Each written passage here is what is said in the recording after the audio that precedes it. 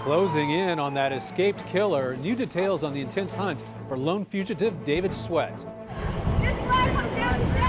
A woman is arrested for taking down the Confederate flag at the South Carolina State House. Republican presidential candidates grapple with the historic Supreme Court ruling on marriage equality. We're just going to try it. And Google's new Street View is a cliffhanger. First time I've ever seen anything in photo or video that makes you feel like you're there. This is the CBS Evening News. Good evening, I'm Don Dahler. Armed, dangerous, and desperate are the words law enforcement sources are using tonight to describe escaped prisoner David Sweat. Police believe the now lone fugitive is in a densely wooded area near Malone, New York, where it's expected to rain overnight as temperatures drop into the 40s. 1,200 law enforcement officers are trying to hunt down the convicted cop killer. Based on 2 sets of footprints found near a cabin that was broken into earlier this week, police think Sweat was traveling with his escape partner Richard Matt before Matt was gunned down in a confrontation with officers yesterday. Anna Werner is in the search area. Law enforcement set up a 22-square-mile perimeter in the area where escapee Richard Matt was shot and killed by Border Patrol agents Friday. Their target now, David Sweat. Al McNeil lives in the search area. He spoke to affiliate WCAX. There's police and ENCON rangers up and down the road with guns pointed up my driveway, and they're on guard and they're all over. And new pictures show the cabin in Mountain View where police first found the DNA of both Sweat and Matt a week ago. Police believe Matt and Sweat were still together yesterday when a camper reported someone shot at his vehicle, leaving a bullet hole. Around the same time, police who responded tracked Matt to a cabin owned by the Willett family. Fred Willett says his nephew saw something amiss and called police. My nephew went to check the camp. He could tell somebody had been in there. When he was being interviewed or whatnot, I believe that's when the shot went to the camper. Somebody going by. They heard it. Yep. He went into his house and whatnot, and he heard the shots down in the woods when they were after him. At a news conference last night, authorities said the sound of a cough led agents right to Matt. Police Superintendent Joseph D'Amico. They verbally challenged him, told him to put up his hands, and at that time, he was shot when he didn't comply. We have a lot of people in the area. We have canines, and we have a decent perimeter set up, and we're searching for Sweat at this time. But with the other escaped murderer still free, around the village of Malone Saturday, there seemed to be one wish: catch David Sweat now. I'm glad one's down. I hope they get the other one very soon. So as the search for David Sweat continues, meanwhile, Richard Matt's body is in a medical center in Albany for an autopsy. Don? Anna Werner, thank you. More funerals were held today at the Emmanuel AME Church in Charleston, South Carolina, where 9 people were killed during Bible study last week. All libraries in the county were closed today so workers could attend the service for librarian Cynthia Hurd. Later was the funeral for 26-year-old Tywanza Sanders and his 87-year-old aunt, Susie Jackson. Sanders' mother, Felicia, survived the attack by playing dead. Outside the South Carolina State House this morning, a bold act of defiance against the Confederate flag. One woman did what so many have been calling for even before the racist attack in Charleston last week. She took it down. Here's Michelle Miller. Just after dawn this morning, Brittany Newsom decided to act. She scaled the flagpole behind the Confederate War Memorial and took down its most prominent emblem. She and fellow activist James Tyson were arrested, charged with defacing monuments on Capitol grounds, and released. Her actions come less than a day after President Obama applauded efforts to remove the flag during a eulogy for state senator and pastor Clemente Pinckney. Removing the flag from this state's capital would not be an insult to the valor of Confederate soldiers. It would simply be an acknowledgement that the cause for which they fought, the cause of slavery, was wrong. Pinckney and 8 others were gunned down by Dylan Roof, who proudly displayed the controversial symbol while promoting white supremacy. Legislators say they have the votes to officially remove it, but supporters aren't backing down. Protesters rallied at the South Carolina State House in support of the flag today.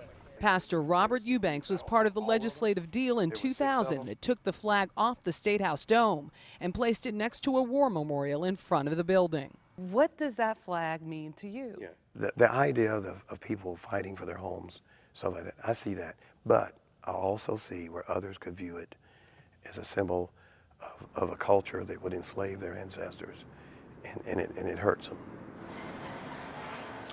Lawmakers are waiting for all of the funerals of those killed here at Mother Emanuel to be over before they take up the flag issue again.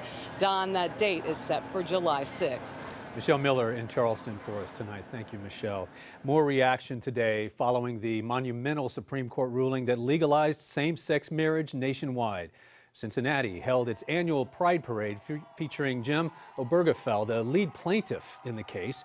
Many corporations like AT&T and Coca-Cola also showed support on social media with special gay pride logos.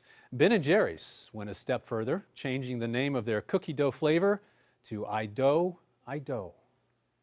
The ruling on marriage equality capped off a historic week at the Supreme Court and a busy week for CBS News chief legal correspondent Jan Crawford. Jan, so this is a court, the Roberts Court, with 5 Republican appointees, but they don't always play by the conservative playbook.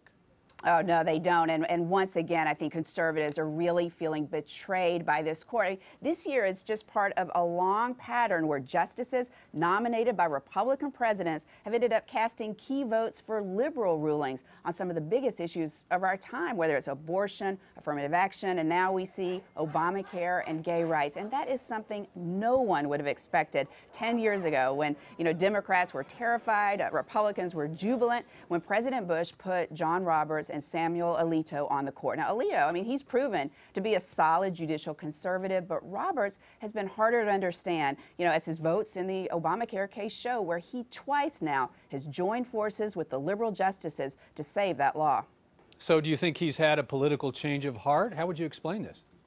Well, conservatives see these decisions as a betrayal, that he is abandoning his judicial philosophy for political reasons. But Roberts, I think, would say, no, I'm not. I'm being consistent. He thinks that courts should not be playing a role in these big social debates and should instead defer to the legislature. That's what he says he did in Obamacare. Let Congress have the word. And that's how he explained his opposition to the ruling on same-sex marriage, that the legislature or the people should decide and not, unelected judges. So he didn't agree that this was an equal protection issue under the 14th Amendment.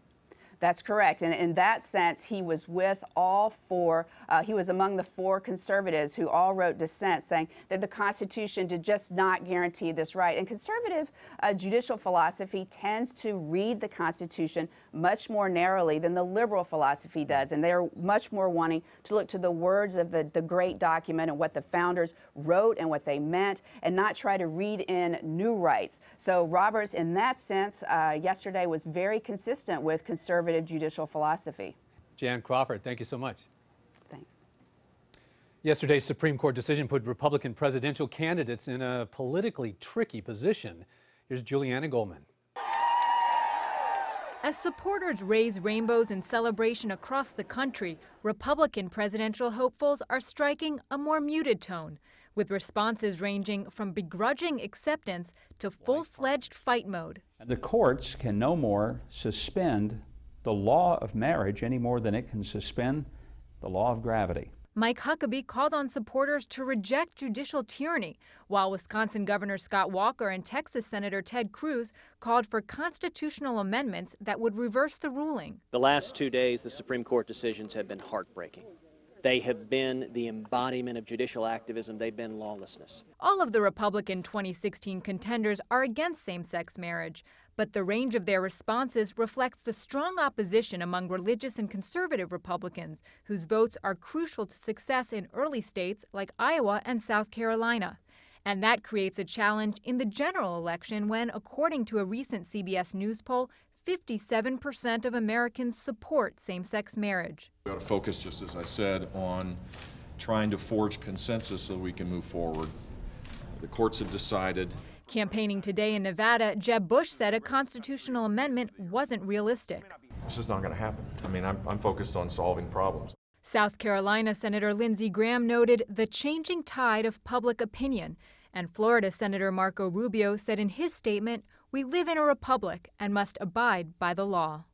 Some Republican strategists say attempts to push a constitutional amendment are politically risky and could turn into a wedge issue for Democrats. Hillary Clinton didn't waste any time jumping on that line of attack, saying Friday night that Republicans are trying to turn back the clock. Juliana Goldman, thank you so much. U.S. Secretary of State John Kerry is in Vienna tonight on his first overseas trip since breaking his leg on a bike ride last month. Kerry and his Iranian counterpart have until Tuesday to finalize a nuclear agreement. State Department correspondent Margaret Brennan is traveling with Kerry. Well, I think it's fair to say that we're hopeful. Secretary of State John Kerry is under pressure to deliver President Obama's chief foreign policy goal, a nuclear accord with Iran. This week, Iran's supreme leader made that job more difficult, publicly staking out several hard lines. Nuclear inspectors would not be allowed to inspect military sites, a key demand from the U.S. And all financial sanctions on Iran should be lifted immediately, not gradually as the U.S. has proposed. And there's pressure at home, too. Several former Obama aides warned in a recent letter that the emerging deal, quote, may fall short of meeting the administration's own standard of a good agreement. James Jeffrey, the president's former ambassador to Iraq, signed that letter. We are worried that the administration is going to do a rush to signature and essentially cave to the Supreme Leader's most recent and absurd red lines. Ali Rezaian's stake in a diplomatic breakthrough is personal. His brother, Washington Post reporter Jason Rezaian, is in a Tehran prison on charges of espionage. Desperate for help, Ali came here to Vienna to lobby for his release. I would say that it's clear that the evidence against him just isn't there. He's been locked up for 11 months now. They should look at what they're doing and that they're holding an innocent man and it's inhumane, it's illegal, and it needs to end. But a breakthrough is nowhere in sight. Negotiators tell us that talks have gotten extremely difficult as they try to draft the fine print of a deal that could define President Obama's foreign policy legacy. Don? Margaret Brennan in Vienna, thank you. Long lines at the ATMs in Greece today. Many are trying to take their money out of local banks for fear they may close if the country can't reach a deal with its Eurozone creditors. The deadline for an agreement is Tuesday. At one point today, more than a third of the country's cash machines were empty. A sightseeing tour comes to a tragic end in the Alaskan wilderness and a horrifying explosion at a water park when the CBS Evening News continues.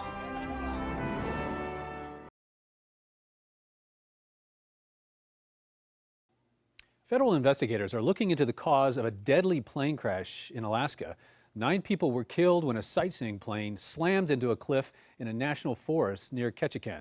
Jerika Duncan has the latest.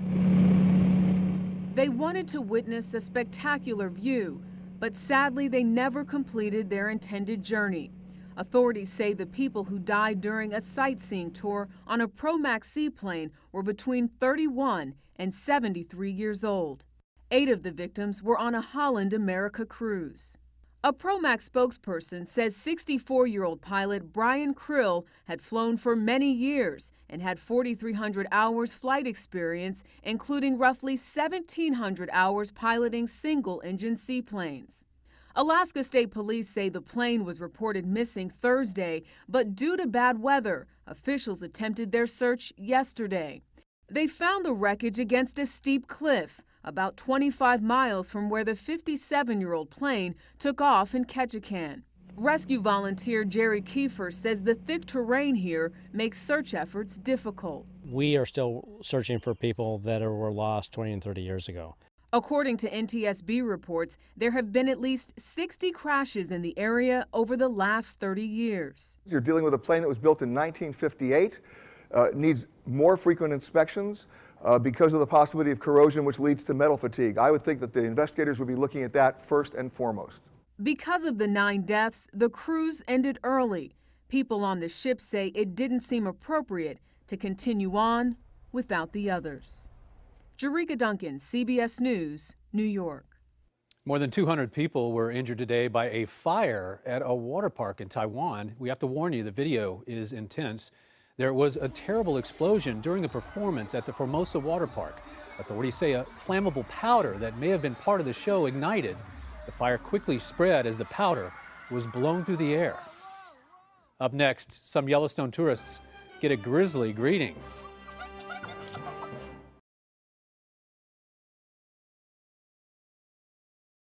A close encounter caught on camera in Yellowstone National Park. Oh my God, there's a bear on my car!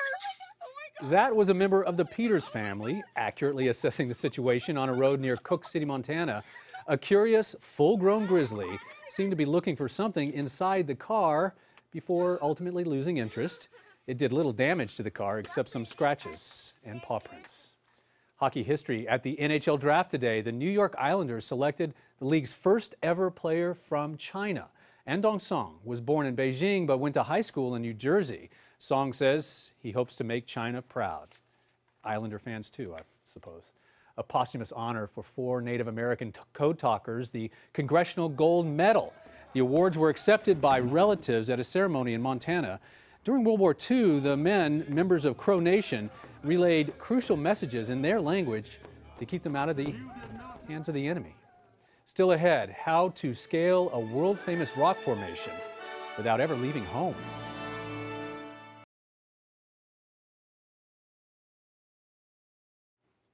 Finally tonight, there are plenty of maps and apps that can guide you to Yosemite National Park, but what if you want to see the top of El Capitan? As Carter Evans shows us, you can climb or just click.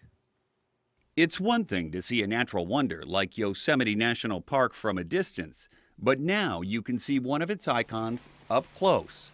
This week, Google took its Street View technology off-road and straight up the imposing 3,000-foot wall of El Capitan. We honestly, when we started, had no idea if it would actually work. Deanna Yick is the program manager for Google Street View. How are we functionally going to do this? How are we going to rig this contraption to the side of this vertical cliff? They did it by mounting cameras on 3 of the world's most elite climbers and on the rock face, so you can see just how precarious things are looking at them and from their perspective.